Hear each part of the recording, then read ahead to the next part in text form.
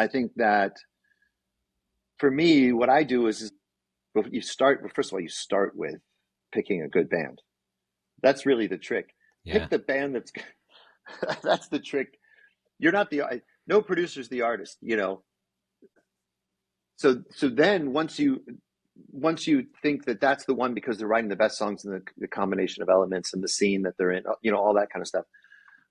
Then what you do is you set about making a record that's going to service their music the best, right? So when I was thinking about how to use the studio to make it so that they would sound correct, I thought, well, on Dookie, which was the second record I ever produced, but I did think you got to be able to hear Mike and Trey.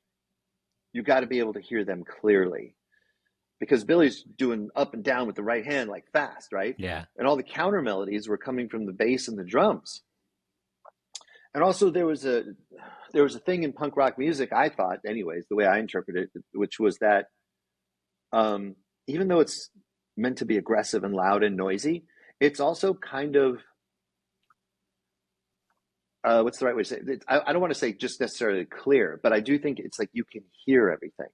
You can hear the individual performances of each guy because punk rock is almost like the drummer's going, listen to me, and the bass player's going, listen to me, no, listen to me, listen to me, and everyone's out there in front, right? And that's Yeah. kind of, I thought, well, this music is going to be served by that, not just historically, but also because of the way the band functions. So when I went into the studio, I had that idea. And I went back and I was like, oh, what are bands that had this historic, like sort of out front thing where you could hear everything? And then I had worked with a little bit with Black Sabbath as an A&R guy. And I was like, Black Sabbath is an amazing band where you can literally hear everything and the Yeah. bass is loud. Yep. And so I was kind of like, let's put a punk rock, like a Black Sabbath / punk rock spin. That's more of a way of thinking of it.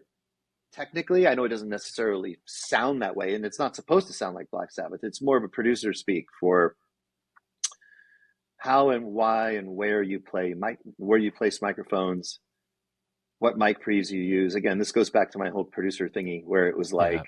you have to make these decisions. So it's like, why am I putting a mic here? Why am I doing it there? How am I recording? You know, and I have a lot of tricks for that. And then that's how you serve it up to the larger audience.